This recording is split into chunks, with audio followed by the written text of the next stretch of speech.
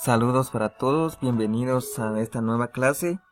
En esta clase les estaré explicando un tema muy importante sobre el cuadro de oposición, que los cuadros de oposición son muy importantes hoy en día del curso de lógica y matemática. Entonces, como damos paso a las siguientes diapositivas y iremos conociendo juntos qué son los cuadros de oposición. La agenda para esta clase es la introducción del tema, explicación del tema y ejemplos. Luego finalizaremos. Antes de iniciar a dar la clase, decidí dar esta pequeña pregunta para conocer qué son los cuadros de oposición y así poder ya comenzar a practicarlo, porque no podemos entrar a la práctica sin saber qué significa algo que nosotros queremos hacer. Entonces, el cuadro de oposición es un esquema mediante el que se estudian las relaciones formales entre los diversos tipos de juicios. ¿Qué significa esto? Nosotros, como facilitadores, debemos de saberlo primero para que luego llevarlo a la práctica con los estudiantes, ¿verdad? Dice que todo esto parten del tema, las proposiciones categóricas. Es decir, que tienen los mismos términos como sujeto, predicado, pero se difieren, tanto en cantidad como en cualidad. Porque unas son contradictorias, es decir, unas son falsas y otras son verdaderas. Entonces damos paso a la siguiente diapositiva que les estaré explicando sobre las proposiciones categóricas para iniciar a explicar el cuadro de oposición. Las proposiciones categóricas o juicios categóricos enuncian la relación entre los dos conceptos como sujeto y predicado. Como pueden observar aquí, están los juicios: juicio universal afirmativa, juicio universal negativa, juicio particulares afirmativos y juicios particulares negativos. Observamos todos los juicios, pero no sabemos qué significa. Entonces, para dar un paso al cuadro de oposición necesitamos saber qué significa. Como universal afirmativa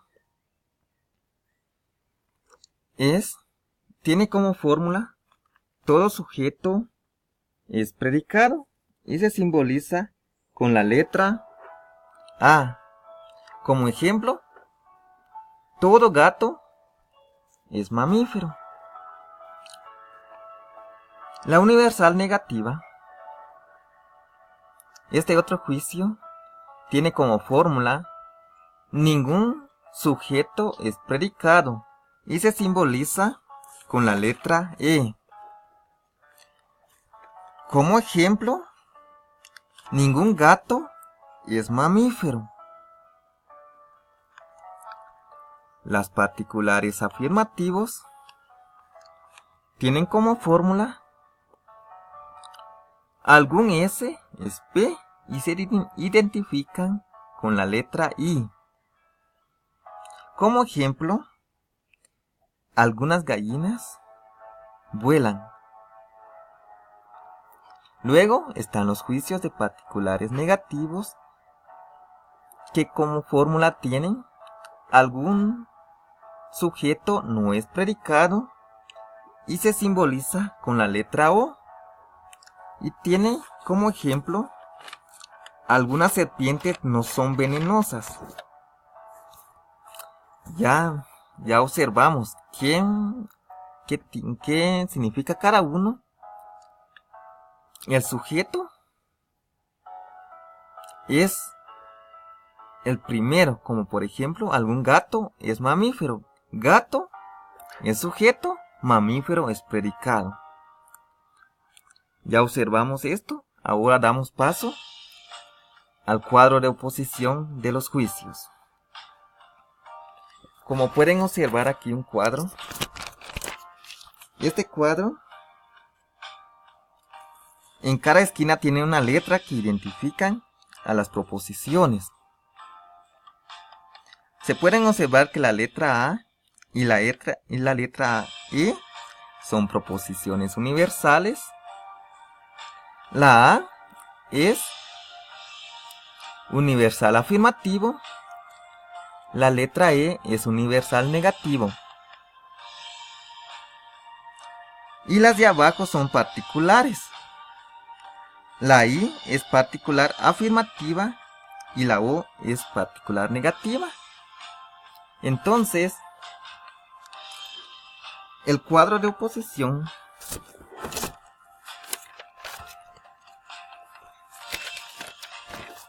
se divide en contrarios, en subcontrarios, en contradictorios y subcontradictorios, subalternos. Los juicios universales son por ejemplo, los contrarios. Estos juicios, uno es afirmativo, que simboliza la letra A, y el otro es negativo, que simboliza la letra E. Un ejemplo de universal afirmativo: todo estudiante es romántico.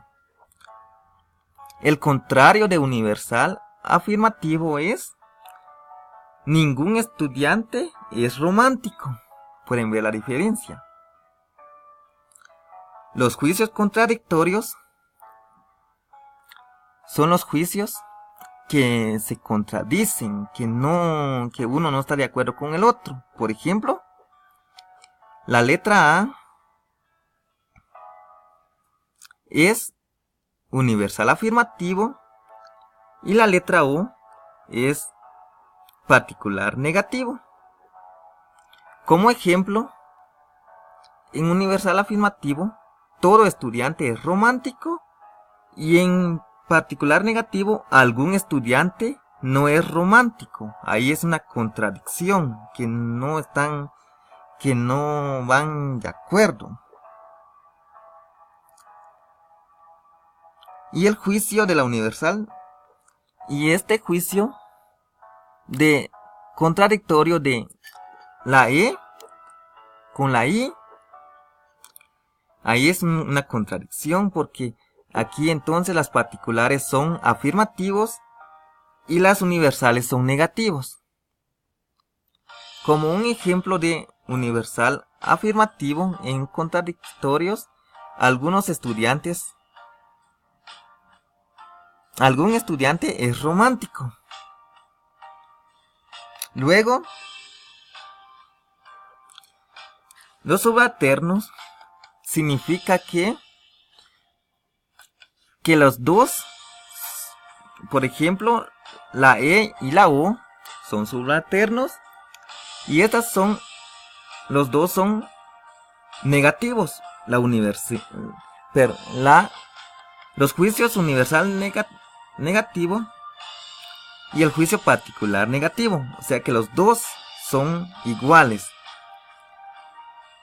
Y los subalternos de la letra A y la letra I, los dos son afirmativos, como los juicios de universal afirmativo y como también los juicios de la universal como la particular afirmativo. Bueno, muchas gracias. Ha sido esta clase del día de hoy. Nos vemos en una próxima. Saludos cordiales y hasta la próxima.